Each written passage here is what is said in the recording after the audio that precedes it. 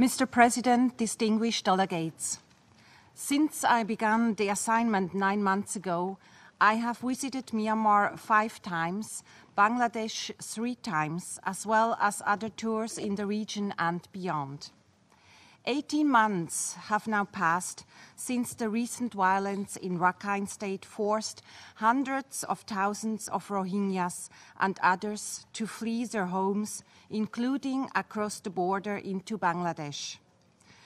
In the broader context of Myanmar's democratic transition, military and civilian tensions persist ahead of general elections next year, and the peace process remains fragile, while the country struggles with the legacy of decades of rule by the army and subsequently fundamental issues relating to the protection of human rights.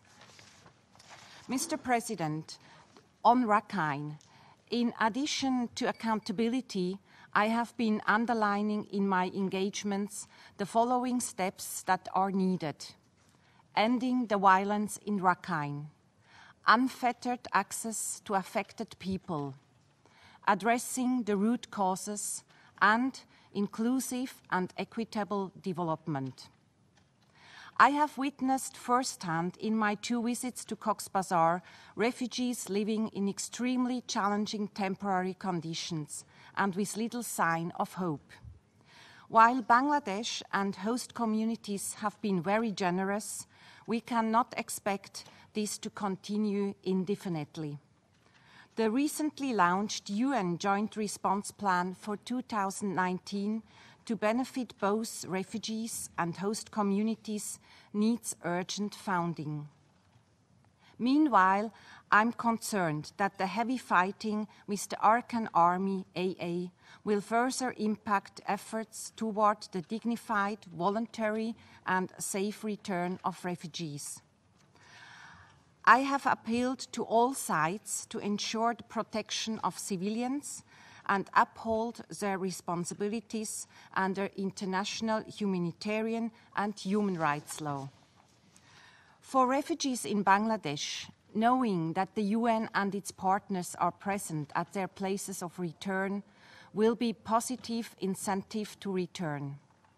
In developing durable solutions for those displaced within Myanmar, it is vital that the current positive efforts by Myanmar to draft a national strategy on the closure of IDP camps address the underlying issues in Rakhine, including the question of citizenship and restoring freedom of movement.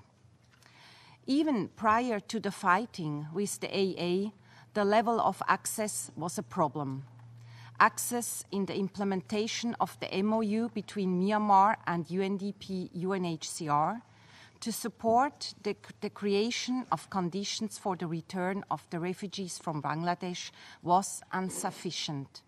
This must improve to address fragility of all communities in Rakhine. Any complementarity, especially at the regional level by ASEAN, in support of the bilateral efforts between Myanmar and Bangladesh will be crucial. At the request of both governments, I will continue my shuttle diplomacy and to engage all other regional stakeholders. I will also continue to encourage Myanmar's greater international cooperation towards the effective and holistic implementation of all recommendations of the Advisory Commission on Rakhine State. On related key issues, I am in close contact at the highest levels on steps that authorities are taking with a view to transparent and credible procedures.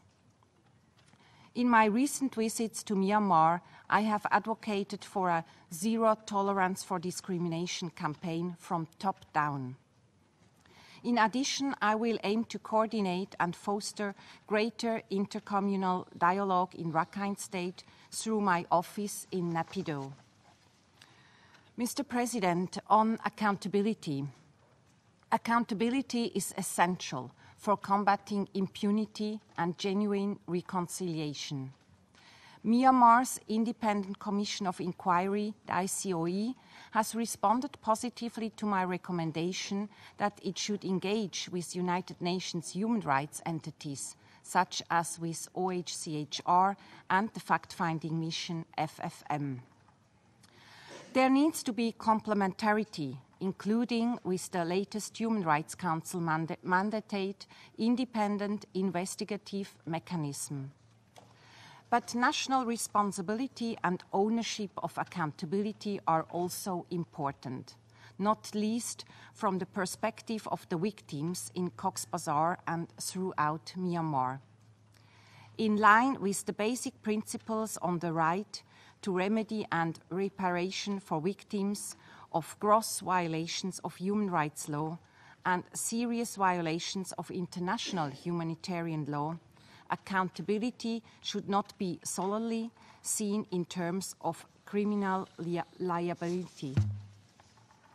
I'm therefore encouraging various initiatives that give the victims different kinds of voices and supporting projects that foster dialogue as mentioned.